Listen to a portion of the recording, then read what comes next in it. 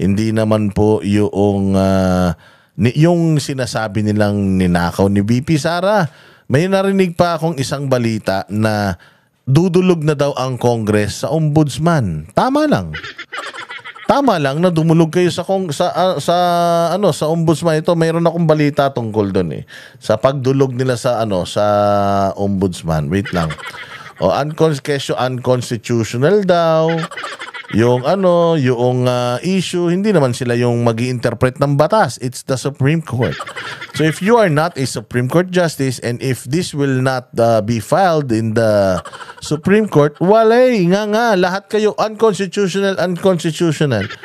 Hindi kayo yung tamang tao para magsabi niyan. Ito, pakinggan natin tong balitang ito. Yung kaso ni VP Sara, inire-recommenda na lang ng House panel na dalin sa ombudsman. Yan yung tama, di ba? Yan yung sinasabi natin Kaya lang ngayon, ang problema, pag dinala nyo ito sa ombudsman, putik yan, wala pa namang final na decision ang Commission on Audit na si Inday Sara nangurakot. So, anong kaso ni VP Sara? Kung yung auditor hindi naman nagsabi, or actually yung auditor nga kinlir sa Congress yung auditor ng Commission on Audit, 'di ba? Yung auditor sinabihan yung Kamara na walang problema kay VP Sara kung yung auditor yun ang sinabi. Paano aandar to sa COA? Hindi ba? O pakinggan natin tong na to. Sa mababang kapulungan naman, nirekomenda ng komite sa Kamara ang paghahain ng reklamong plunder kay VP Sara Duterte. Sa bunga ng investigasyon ng House Committee on Good Government and Public Accountability sa higit 600 billion pesos na confidential funds ng Vice Presidente, naniniwala ang komite na iligal ang paggamit ng pondo.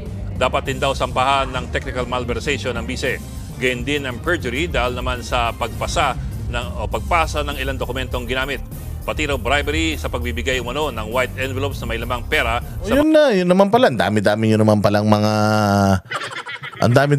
palang mga findings. Ang dami nyo naman palang mga ebidensya. Tama yan. Isampan nyo na yan dyan para matapos na. Sasagot na lang ang hindi tumuloy sa Senado. O edi dyan sa ombudsman. Baka sali. Lahat ng mga mga bintang ninyo na niyayak-yak ninyo sa media, diyan, itapon nyo sa ombudsman. Yan naman yung tamang paraan. Isampan nyo yung kaso. Hindi puro kayo bintang. Ang tanong, magfa-fly ba yan? Okay. Anong sinasabi ng batas? Ang sinasabi ng batas, ganito po ng confidential funds. Ganito po mag-liquidate ng confidential funds. Yung resibo, ilalagay mo sa isang sealed envelope. Ginawa ba nila yon? Ginawa ba ng Office of the Vice President yun? Oo, ginawa. Susumunod sila sa batas. Saan nilabag niya? Ngayon, ang dapat gawin, ito lang kasi yan, ang dapat gawin kasi ng Kongreso talaga, baguhin. Una, tanggalin na yung confidential funds. Pangalawa, kung yung liquidation by certification, tanggalin na yan. Gawin na natin lahat ng ahensya ng gobyerno, liquidation by receipt from 1 peso to the last centavo. Kailangan may resibo. Ganun. It applies to all. Wag lang sa isa, sa lahat. I-scrutinize natin ang budget ng lahat. Dapat maggumawa tayo ng separate na ahensya na mag-audit ng lahat ng mga natin. Hindi lang yung mag-audit dahil nireklamo. Yung trabaho niya talaga is i-audit lahat ng ahensya ng gobyerno. Lahat. Ganun. Hindi yung i-audit lang pag may reklamo. Saka lang magbibilang kapag may nawawala na. Yung talagang kailangan yung mandato niya, yung maghahanap siya ng katiwalian talaga. Pag may nahanap siyang katiwalian, silya elektrika kagad kapag napatunayan, ganun. Di ba? So, nire-recommenda na daw nila yung patong-patong na reklamo. Ireklamo nyo na. Gusto ni VP Sara yan. Para saan pat nagbabayad siya ng mga abogado? Kung hindi niya kung hindi niya kayang gawin yung kanyang trabaho, di ba?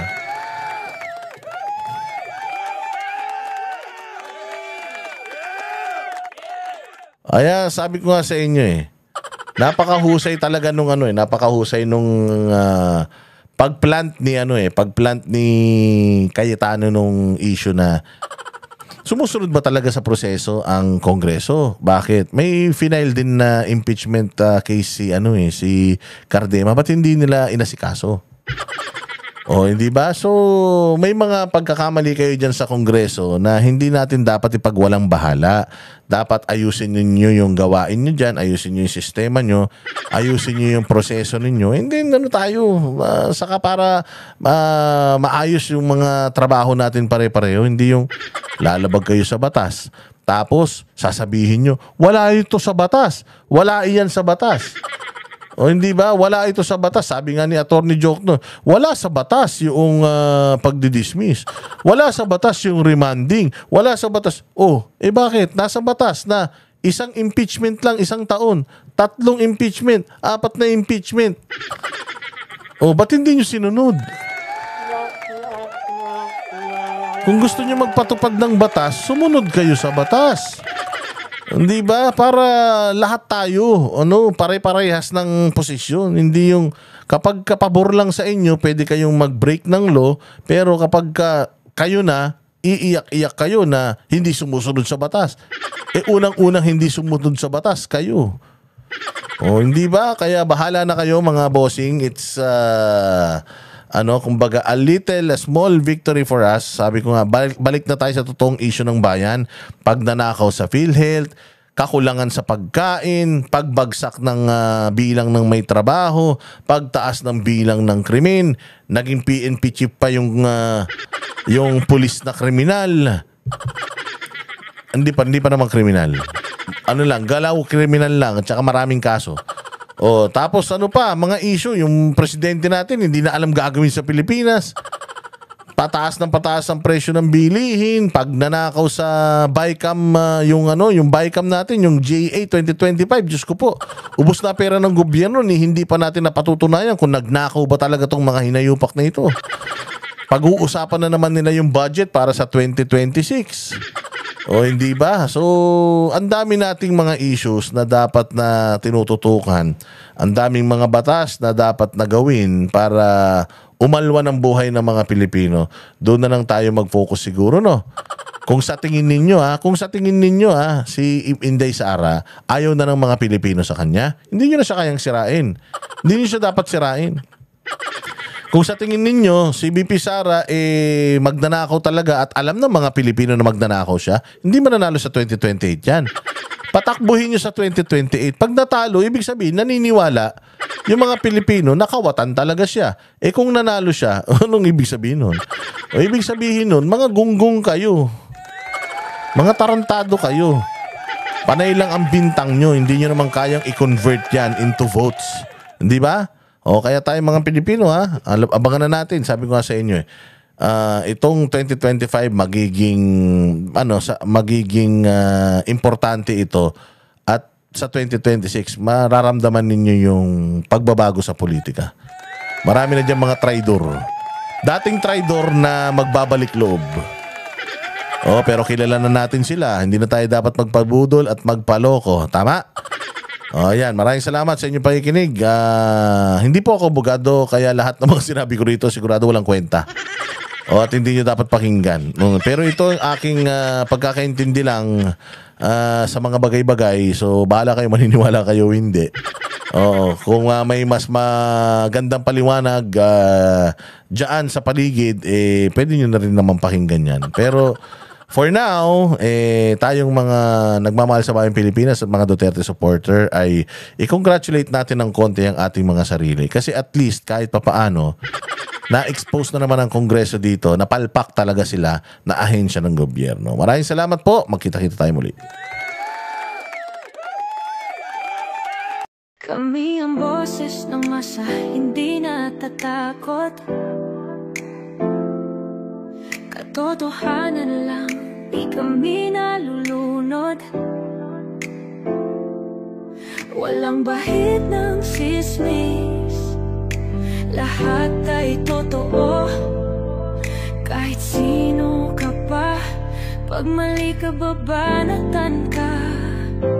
Walang pinipili kulay, wala kaming kinikilingan. Basta para sa bayan, kami lalaban. Pagtama palakpakan, pag mali banatan. Di matitinag, di matatakot, para sa bayan tuloy ang sigaw. Sa harap ng kamera, walang halong takot. Mga baluktot, lahat kayo'y tutumba. Ang hustisya at totoo, yun lang ang mahalaga. Kahit sinong harang, di kami matitinag. Walang pinipiling kulay, wala kaming kinikilingan. Basta para sa bayan, kami lalaban. Pagtama palakpakan, pag mali banatan. Di matitinag, di matatakot, para sa bayan tuloy ang sigaw. Kung nasa tama ka, ikaw ay aming kasama. Pero pag mali ka, handa ka na bang mabasag? Banateros kami, walang inuunan. Dahil bayan muna, bago ang sarili.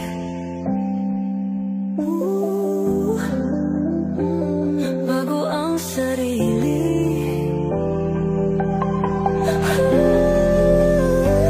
Pagtama palakpakan, pag mali banatan.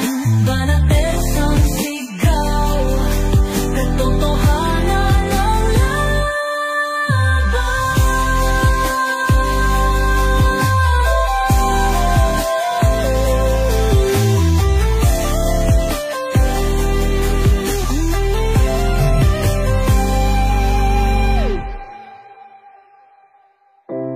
Sa harap ng kamera, walang